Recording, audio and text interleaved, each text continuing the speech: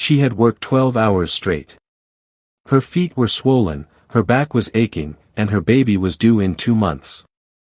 All she had to do was get through 1 more hour. Then the elevator doors opened, and everything changed. A man in a navy suit stepped onto her floor. He didn't say hello. He didn't slow down. He walked through that hospital hallway like he owned it, because in every way that money could make possible, he did.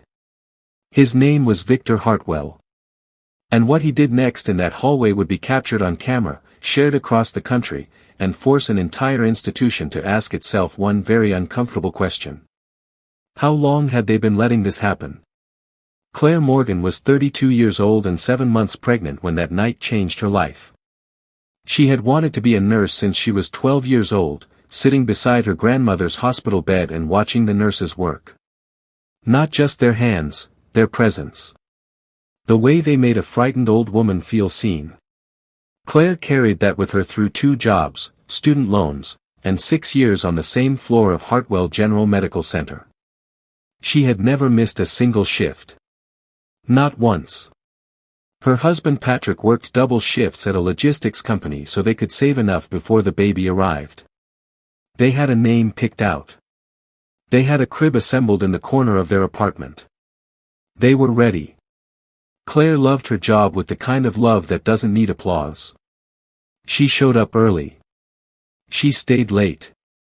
On the night of January 14th she had already finished her shift and was preparing to leave when she was asked to stay another hour because the floor was short-staffed.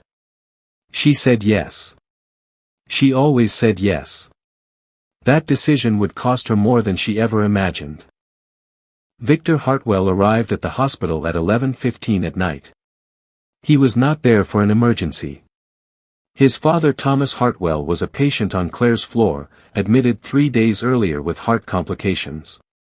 Visiting hours had ended over an hour ago and Dr. Patel had given specific instructions: no interruptions, no visitors. Thomas's blood pressure had been dangerously unstable all evening. Claire was standing near the door of room 14B when Victor stepped off the elevator. She recognized him immediately. Everyone on that floor did. She stepped forward calmly. She told him visiting hours were over. She told him the doctor had asked for no disruptions. She told him he could see his father first thing in the morning. Victor Hartwell looked at her the way people look at something they consider an inconvenience. Not a person. An inconvenience. He told her to move. She held her ground. What happened next took less than 3 seconds. He raised his hand and brought it across her face. The sound echoed through the hallway. Claire grabbed the wall with one hand and pressed the other instinctively against her stomach, against her daughter, because that is what a mother does even before she is ready to call herself one. Victor Hartwell straightened his jacket. He looked down at her. He said nothing. He turned around, walked back to the elevator, and left. He never went into his father's room. He had come all the way to that hospital at 11 at night simply to make a point, and now he had made it. The next morning Claire sat across from the hospital administrator and heard words she would never forget. The Hartwell family contributes significantly to this institution. That was how it was framed. Not that a pregnant nurse had been struck on the job. Not that a man had walked away without a single word of apology. But that the Hartwell family contributes significantly. Victor's team had already reached out with an offer, a private settlement, a written apology delivered quietly, and an agreement to keep the matter internal. Claire listened to all of it. Then she said no. That evening she sat on the couch with Patrick and told him everything. He asked how much the settlement was. She asked him if it mattered.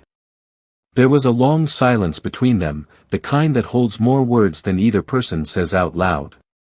They had a baby coming. They had bills. They had a future that felt suddenly fragile. But they also had something Victor Hartwell had never once considered, a line they would not cross. They didn't take the money. They filed a formal report with law enforcement that same night. Before we go any further, drop a comment and tell us where you're watching from right now. We love hearing from you. And if you're new here, hit that subscribe button so you never miss our stories. 2 days later the hallway footage appeared online. Within hours it had been picked up by 6 news stations. Nurses' unions across 3 states issued statements. The story had escaped the walls of Hartwell General and there was nothing a settlement could do about it now. Claire had not leaked the footage. Neither had Patrick. The person who had pulled that security footage, preserved it, and made sure it reached the right hands, was Thomas Hartwell.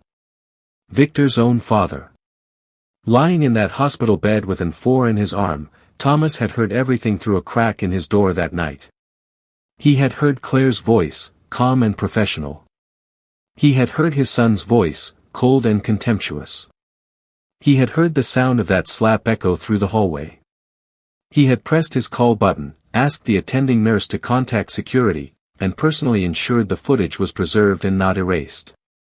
When Claire went to his room and asked him why, Thomas said something that she would carry with her for the rest of her life. He told her that he had built his company on the belief that every person matters, the one writing the check and the one holding the $4 bag. He told her that somewhere along the way his son had forgotten that. And he told her that he would not let his failure as a father become her burden to carry alone. Victor Hartwell held a press conference 4 days after the footage went public. He stood alone. No lawyers beside him. No handlers behind him. He confirmed what the video already showed.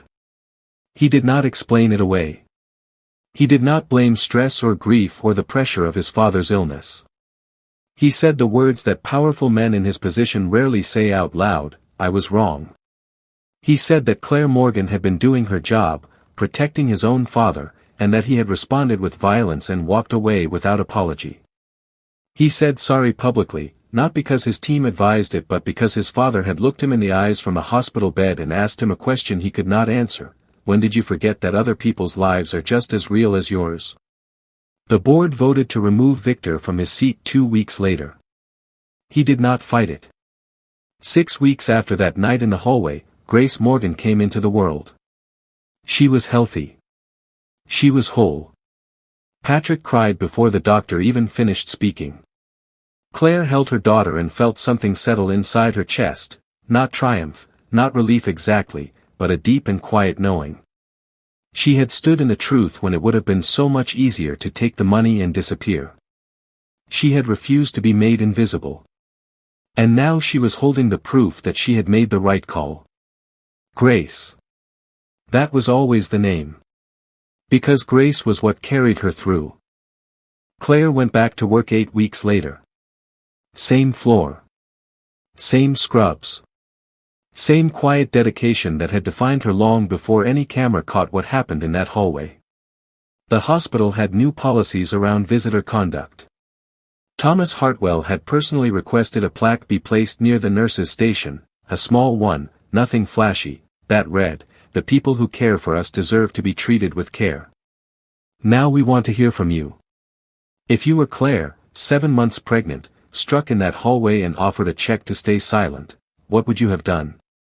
And if this happened to someone you loved, how far would you go to make it right? Leave your answer in the comments below.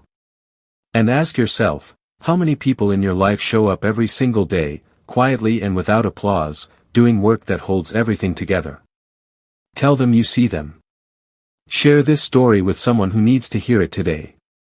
Subscribe for our next hidden chapter, because the story coming next week will leave you questioning everything you think you know about loyalty. See you there.